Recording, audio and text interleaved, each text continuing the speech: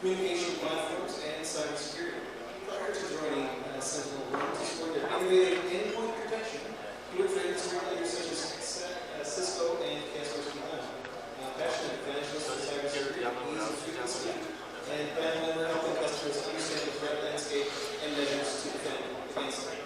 And again, I asked your speakers what their favorite vulnerabilities were, and I'll just Matt's favorite vulnerabilities are 8 and 11 years old, and although they have been patched up several times, they continue to have resource, productivity, and emotional impact. Even with constant monitoring and remediation, these vulnerabilities tend to have a life of their own. The source of frustration, but ultimately great happiness, Matt's daughters are his greatest weakness for sure. Thanks, guys. Thanks for attending the presentation today. I understand that I might be between this and like a cocktail hour, so I apologize already for the presentation. But it looks like some of you have started already, so the room will be comfortable. So as mentioned, I'm going to talk today a little bit about the evolution of the threat landscape, what we're looking at, and most importantly, why the hackers keep winning. Their evolution of both technique and the way that they really hide their traces. So the first thing we have to really look at is how the balance continues to shift downwards for us, the good guys, and upwards for the bad guys. So, three main criteria, three main elements that play against us are, first, the evolution of threats, so the advanced techniques, tools, ways that they hide, the deconstruction of the perimeter, so if they say deconstruction, I'll get into it, but I would say complete elimination of the perimeter, and then that age-old problem that has never gone away is the tightening of the IT, infrastructure and market, right? Lack of resources, plain and simple. So let's first look at the evolution of threats. So if I look at the threat landscape in a very general sense, right? The ones in black here, I'll be honest, I'm not that worried about it. Chances are you've put security solutions in place that have, for the most part, mitigated these types of threats. The ones in red are a little bit more concerned. Those are the ones that are purpose-built to bypass all those security solutions you've invested in, right? We've spent so much time and money in coming up with solutions that scan files, as an example. Is scanning a file really going to mitigate most of the threats out there today? I'll show you some statistics and you'll understand that they just simply don't. Other things like taking someone's credentials, doing credential scrapes. If I have your credentials, when I go into your system, no security solution is going to stop me because it thinks I'm you. So if we look at some of the stats that have come up recently, this was a small stat base taken from Virus Total in April. So over about a one-day period, 1.7 million new virus samples that they detected. Now, if I look at that, already the number is way too high. Two, if I look at the second part of that stat, only 400,000 of those 1.7 million were actually, I would say, previously known. Certainly those were the only ones that were detected by more than one entity, meaning more than one security provider out there were able to block them. Chances are that means that either A, it was recycled code, that maybe it had some small changes. Otherwise, it was probably something pretty amateur. But if you look at that, that leaves 1.3 million brand new pieces of code that would go otherwise undetected. That's the stuff that your typical security solutions just simply won't detect. They don't know the reputation of those new files yet. Sure, the security providers will convince you that they do up to the second updating, they're monitoring all of this stuff. I assure you, now, no one's faster than the hackers. This brings up a second stat base for me that's even more interesting than when we look at the growth in the file level attacks. This is the fileless attacks. So this only shows the last 3 years. I promise you, if we showed the 2 prior to this, the stats would be even more alarming. Right? In 2016, only 20% of the attacks that we saw were completely fileless in their nature. This year so far, of the attacks we've seen 35%, 15% jump. If I showed you 2015, there were barely any fileless level type attacks. We were talking about maybe 10%. Add to that, something like 81% involved theft of credentials. So I use those fileless type attacks to get your credentials, elevate those credentials within the system, and then further and make my attack even more important and give me more access to the system as a whole. I heard someone say that we shouldn't be concerned about ransomware. It's an old tool, it's going away. Anyone want to guess what the most used piece of malware was in Q3 of this year? Okay, this is nice. WannaCry. WannaCry was the most used piece of malware. 75,000 endpoints attacked. So, something that I thought we beat last year. Didn't we get rid of that last year? I thought we did. Apparently not. So ransomware is not going away. It's very simple. Money rules the world, right? That is one of the most simple ways to get to your pocketbook, is to hold your system's ransom. So it's not going to go anywhere. We're still seeing major payouts by major players. This is perhaps my favorite type of new attack. It's not that new because it was used in the past, but it certainly had a resurgence. So instead of locking down your system, what if I took your browser history and threatened to sell it online? Raise your hand if you want your browser history online. I don't think so, buddy. You're too young to realize you don't want that anywhere in your online. But that's okay. So definitely stuff we don't want online. So I could take that and hold it against you. What if I had other damaging information? What if I just didn't use to just extort money? What if I had information on the CISO of your organization? And I held him and said, hey, I need you to build me backdoors into your systems. Hey, I need you to de-escalate these security protocols. If he had no choice, that would go undetected. We had to pay together. That might be something that would make the news. If we kept it under wraps and he just built me that backdoor, no problem. What if I just use it for corporate espionage? What if I steal your trade secrets and threaten to publish them to your competitors? Extortion, right? It's the next wave we're going to see. It requires a lot less credential hacking, right? To actually run system commands, shut down your system, delete files, encrypt files. I need to elevate my credentials pretty high. To see your browser history, I don't have to elevate my credentials that high. And who can we thank for hackers just getting so good at what they do? The good guys for the most part, right? Who builds better cyber hacking tools than the nation states? We pick on the NSA here, but we could name Russia, Israel, China. These are where places where we have some of the best cybersecurity experts in the world, whose main job is to figure out exactly how hackers are going to beat you, build tools that emulate how they're going to beat you, and then let them legally be sold on the platform.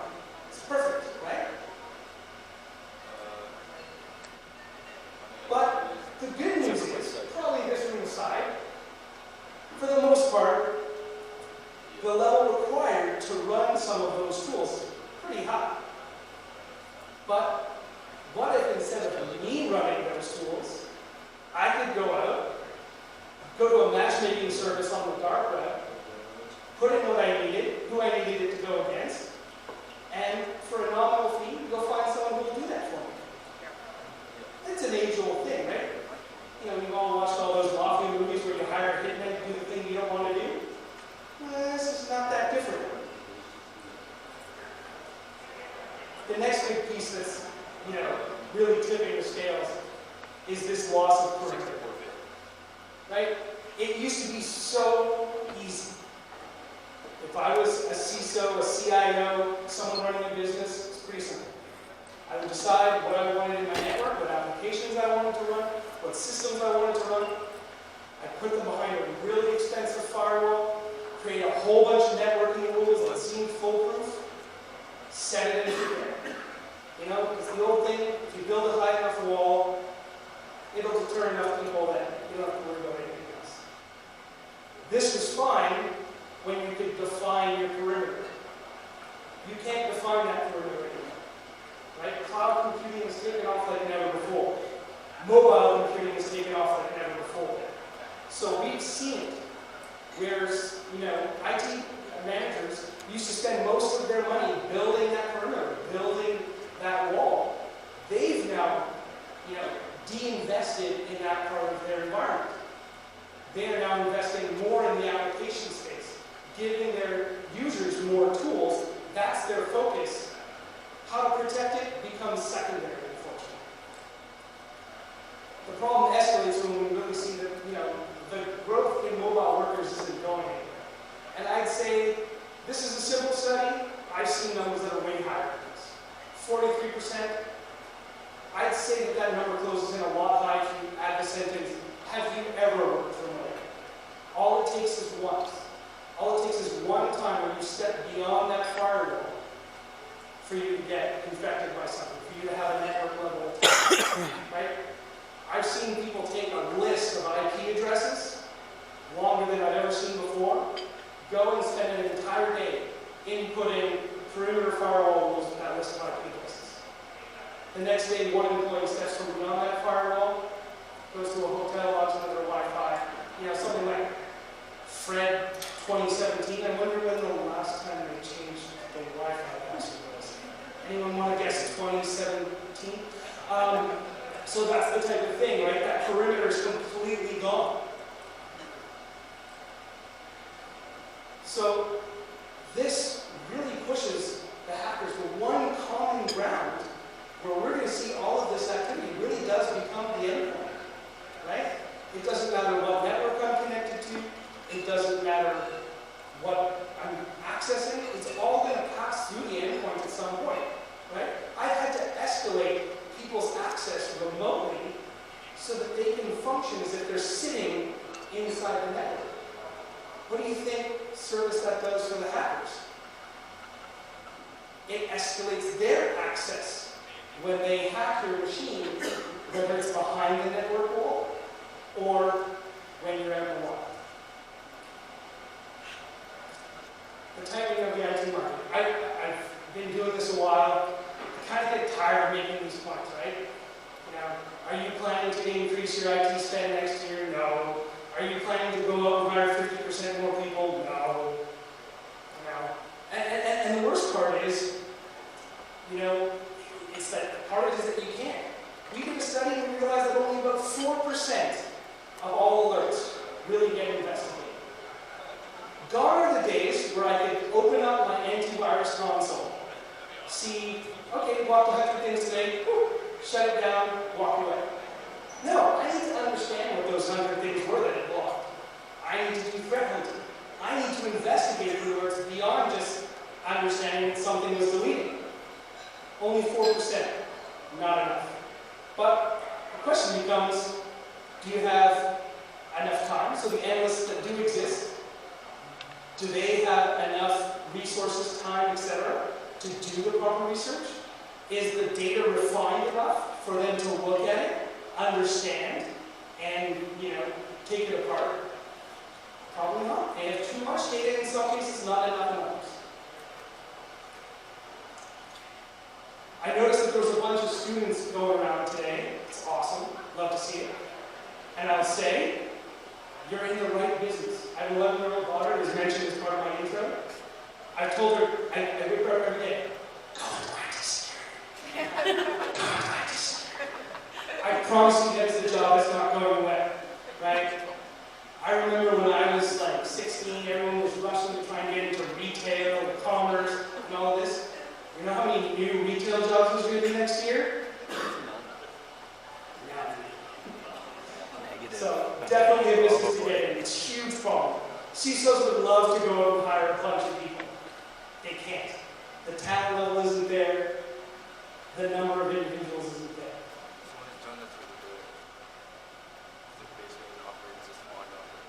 So the next problem is, even if I could find the talent to implement a bunch of solutions, the whole thing that CISOs and CIOs are working towards is giving the end user more tools and better productivity. So everything I do on the security side, I'm worried that someone's going to come and complain that the solutions are too noisy, there's too much stuff going on, you've got a bunch of engines running on my endpoint, can't take it, I need to run my AutoCAD at full pin, not worry about any of this stuff. So I get caught up, and then I have to start to scale back all the things that my security people are putting in place for business reasons.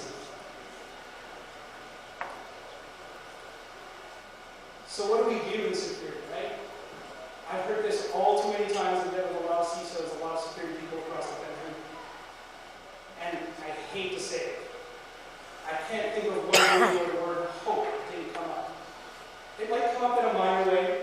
Well, we bought this last year and hopefully it'll do what we thought it was going to do. Hopefully? You know, hope is just a sign that the end is near, really. You know, it's something that we can't just hope works. You have to understand where the hackers are going. You have to understand where they're hiding. They're hiding better than ever. They're using the encrypted traffic. They're using techniques that won't be so evident to the security solutions we put in place. They're not using URLs with super bad reputations, right? No one's using, hey, you just got hacked.com. I promise you. So you have to think of these things, and not just hope anymore. It's demo time. So, let's do some hacking. I'm going to do a pretty tough. I'd say it's a little basic.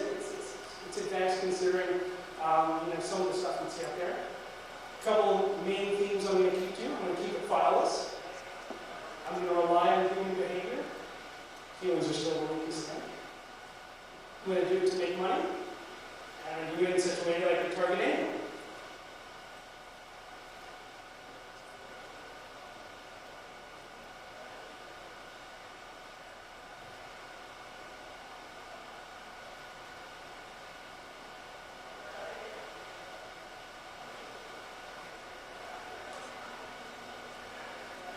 Any other notices? This is how I find the bad people in the room. It's Metasploit, for those of you who don't know. Basically what this is doing is it's a Kali Linux server that's sitting, running a program called Metasploit. It's a hacking tool. It's become very popular.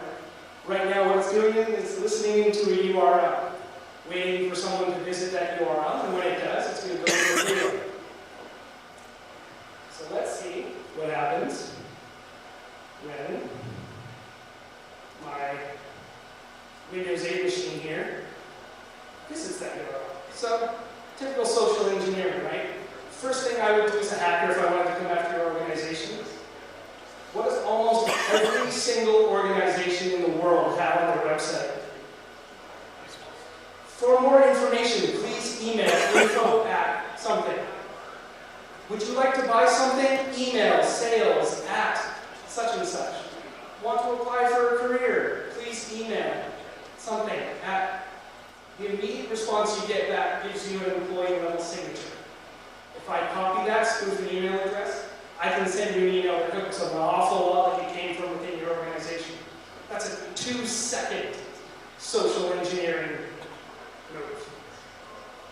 But let's just say that we kept it real simple here. I'm going to move our browser so you can see what happened with my nice family pictures when I click on this link.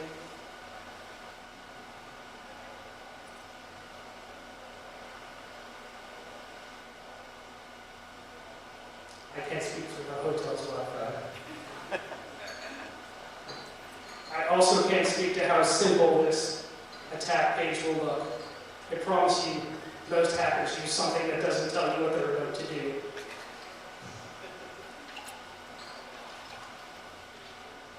I think I've seen Sega games a little quicker. So basically what you can see, shameless plug, I am running our software on here. So it did detect it, but I was nice enough to shut off the actual protection. So it's going to let it run. What you should start to see in a couple seconds here is my picture files getting encrypted. You've already seen some files appear here on the left. Those are part of the attack. They're either executables or system commands or scripted commands that are going to run. And as you can see, I'm now locked down. A couple more seconds, it's going to start to make me believe that it's kicking me right out of my system and giving me a black screen. If I'm a little bit more knowledgeable as to how this all works, I'm going to realize that that black screen is not actually a black screen. It's just a GIF. So there you go. With one click, or I thought I was clicking on something from HR to update my employee benefits, I've now completely encrypted my machine. Game over. It's that simple. I didn't download a file. I didn't take a suspicious email from someone who looked like it came from within my organization. All I did was surf the web. So we'll get out of this, because I'm smarter than the average bear, right? I'll get back to my desktop. I'm going to panic move here and shut down all these files, because they're clearly no good. Kill the browser, because that was definitely the problem, right? It's the browser. And they did nothing. All my files are still encrypted. I'll show you something cool. So this is for, there's my hacker's kind of upset. He doesn't really care. He knows that he succeeded, but someone shut his browser window.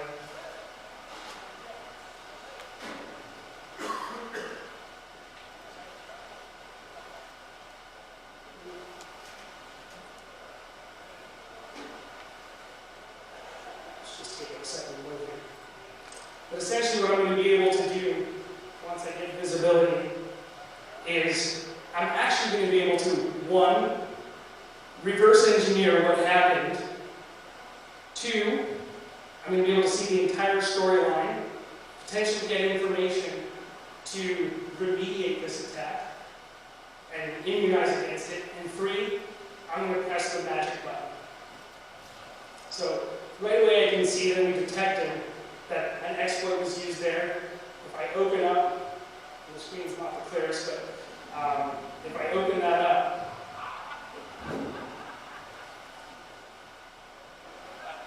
don't we have a love lag? Lag's my favorite thing. It's loading. And loading. So basically what I'm going to see here is, one is going to tell me what type of engine detected the attack. So based on what I know it won't be a file scan. I know it won't be anything on the network because, well, it was a human being who clicked touch and pressed drive. So it's going to be a different type of engine that detected it. You can already tell by the alert if you looked at it. I don't know if you can see from back there, but it did say iExplorer exploit. So basically what that autoclone attack did is, as soon as I connected to the website, it sent a payload. The first thing the payload did is, what's the browser that's connected to me? Once it scanned and realized it was Explorer, it looked for all the possible exploits and vulnerabilities in Explorer that it could use to elevate credentials and run commands. Once it did that, I was able to drop the rest of the payload, which was what Encrypted, etc.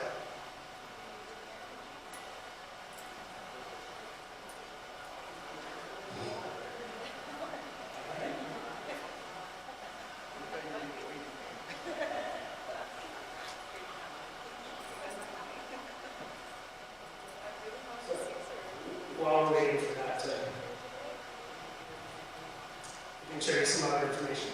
So what would have been most difficult about this attack is if I wanted to remediate against it, or I wanted to immunize against it. Part of what was delivered, if the hacker was smart, came through on encrypted traffic, right? I'm not going to use an HTTP regular site. Chances are I'm going to use an HTTPS site to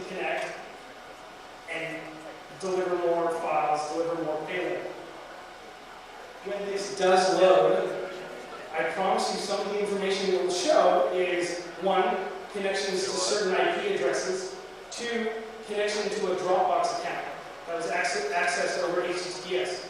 So unless you have decryption and re-encryption before and after your firewall, it's not going to see it. The only place you would really see this is at the endpoint level, because there I can still see the headers. So we can see those headers, and you can see here, again, a little hazy, but you'll see an HTTPS Dropbox set.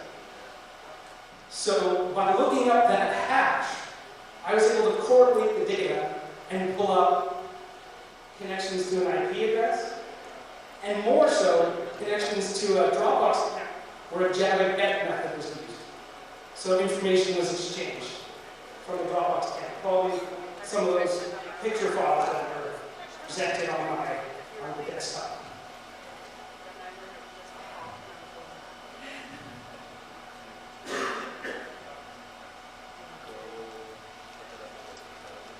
Let's try this one more time. You know what the problem with live demos are? They're live. There we go. All right, this time I pulled it up. So I can see one, that it was the fileless engine, the exploit engine that picked this up. So it realized that no files were exchanged. This was simply someone used an exploit on the Explorer. If I look down at this attack storyline, I get even more information. So I can see from 1 to, looks like 12, all the different commands and processes that were run as part of my payload. The one that's probably the most interesting is this one here. Delete all the shadow copies, please. And if you don't mind, do it quietly so that the user doesn't know you did.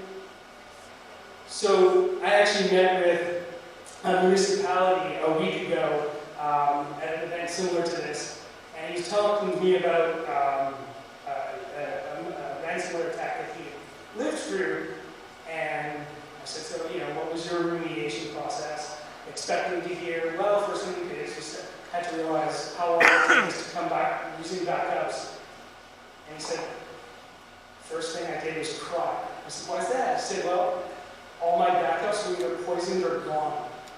First thing the hacker did, sent poison strings into the backup. Second thing the hacker did is any of the ones he couldn't send a poison string to, he sent a delete command to. So anything that admin hoped he could use to come back was gone. It would be the same thing in this attack, right?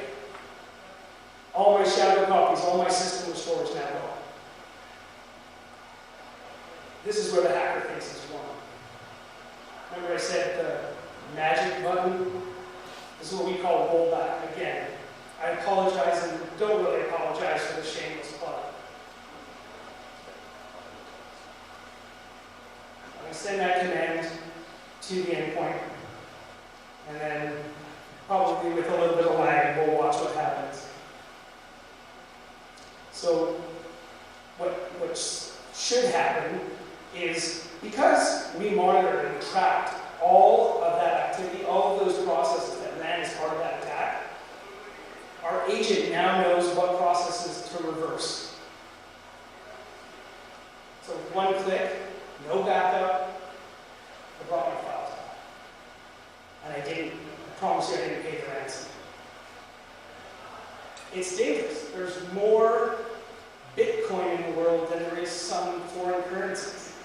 I've been to casinos in Las Vegas that advertised on the outside of their building how willing they were to use Bitcoin as a currency. So this is something we have to avoid, right? Although it's now become something that's traded openly on the market, it's still a legitimate currency, and we need to have tools that allow us to do things like this. Remediate attacks, understand the attack, see the parts that the attacker tried to hide, like using those encrypted HTTPS sites to hide some of their activity.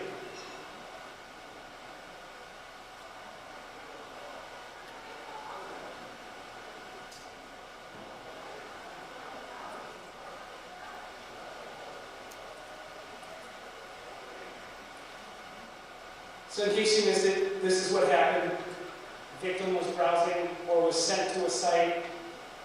That site ran the exploit kit, elevated credentials, uses backdoor, and then it started to run its memory level payload and eventually encrypted the machine. We really do have to level the playing field. Getting to a point where we can either hope or invest more and more in security without potentially understanding what we're fighting against is never going to get us ahead. We need to start looking at how we monitor and protect at the endpoint level, right?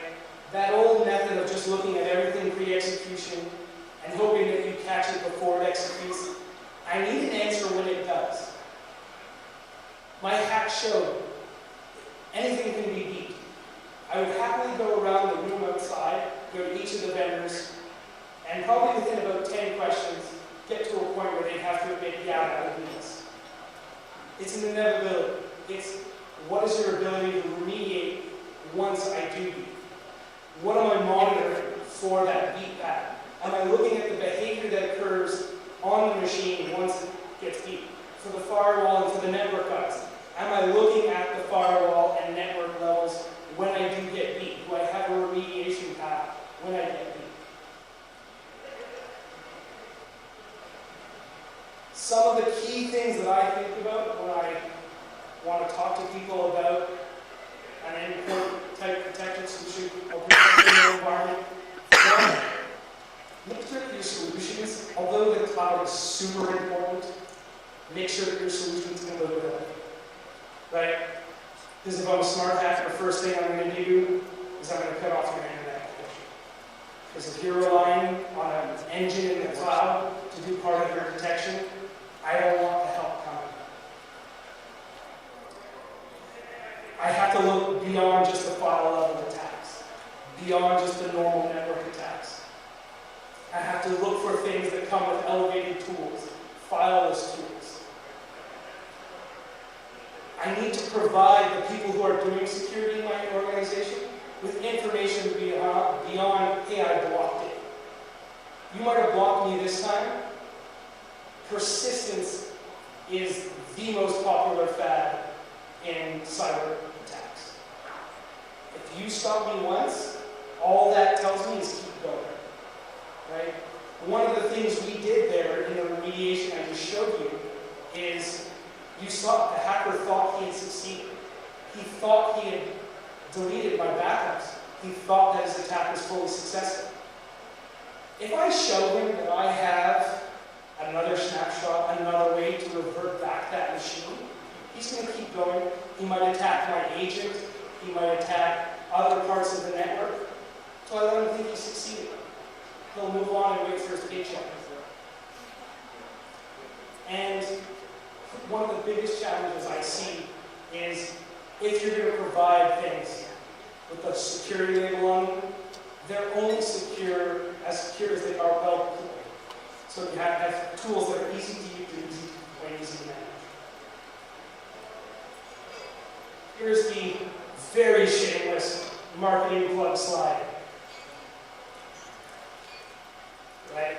So it's the one that those are the areas we focus on. Our agent, what you saw happen there, could have occurred the exact same way whether I was connected to the network or not. The rollout would have automatically engaged in protect mode and rolled that machine back. API, this is a big thing and something I've, as a security advocate first and an employee of Sentinel 1 second, I really think that a lot of the vendors have to start working together. We fully publish our API. Anyone can pick it up and integrate it into their solutions. We've generated partnerships with other security vendors so that we can share information. An example of which, there's some key firewall vendors, some key SIM vendors that we've integrated with. So all of that information I saw because I'm sitting at the endpoint and I have decrypted the traffic and I have seen the headers.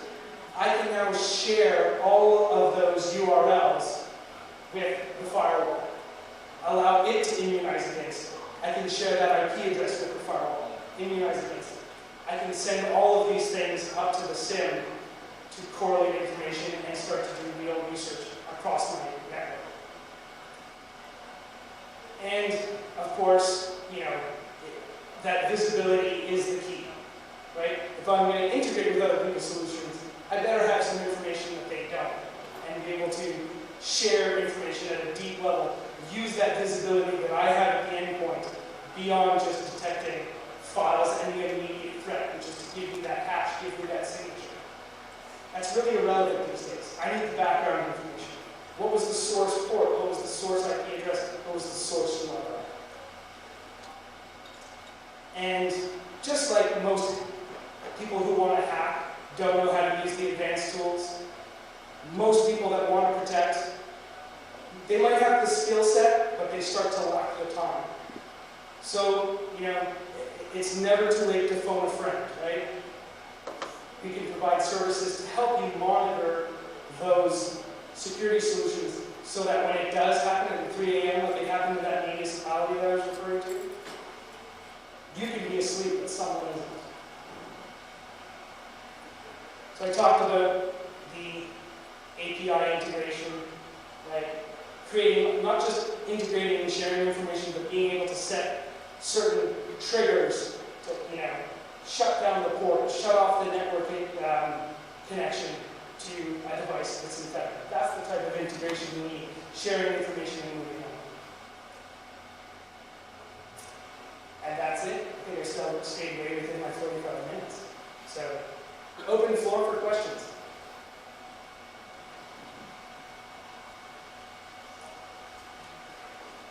This is the point of the day where I really wish I had the Jeopardy music. Chris, question. I just figured out, what happens if you don't catch that ransomware?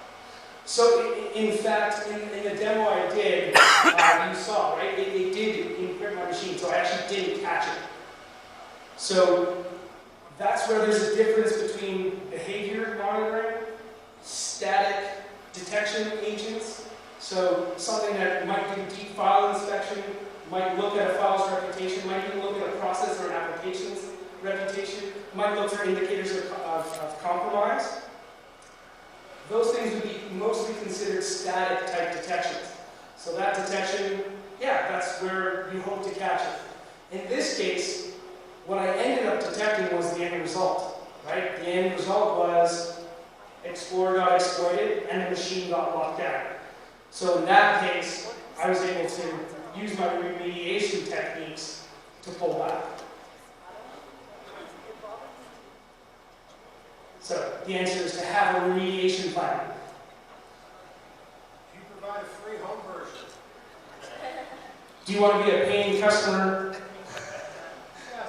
So, unfortunately or fortunately, at this point, SentinelOne is mostly an enterprise solution. So, although I'm sure my sales team can get really creative, it still requires that enterprise management piece. It's not a standalone agent that I can just send you home with. We do have one running for employees, friends, and family. Yeah. And that's the sales guy being creative. Yes, sir, in the back. What you're saying is all great, but I just have a quick question. Sure. Because you can have all that to work, but if you don't have proper security framework, how can you actually follow through to make sure everything's working? Because you can buy the tools to make it work, but if you don't have proper security framework in place, you're pretty much spending money for nothing. I completely agree, and if I missed that as part of my message, I apologize. I completely agree. And that was one of my main points is I've seen a lot of investment in tools. Even if I talk about our tool, I've seen a lot of investment in tools, and you're 100% right.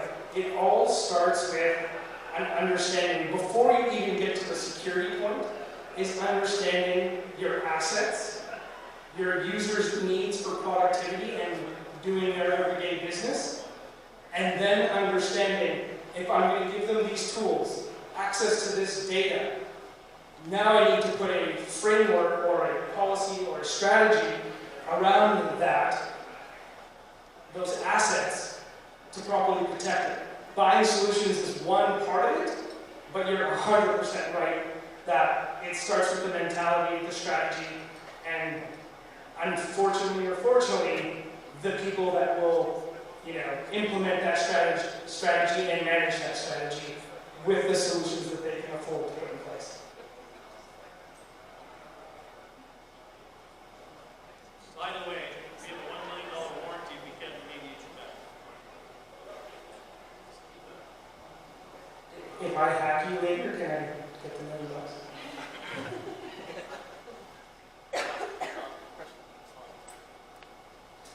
So, can you comment a little bit on some of the recent trends in using security agents as attack vectors?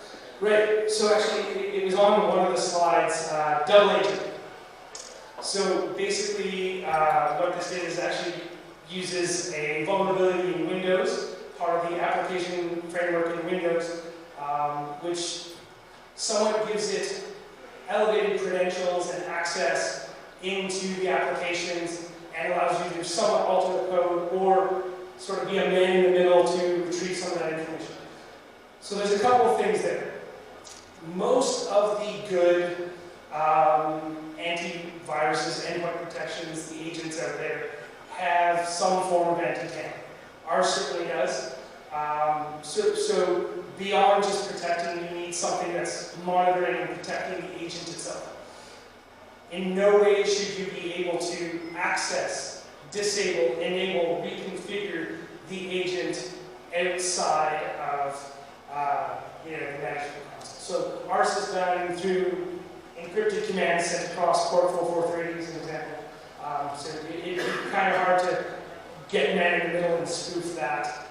Certainly operated double agent in some of those attacks were. But yeah, valid point.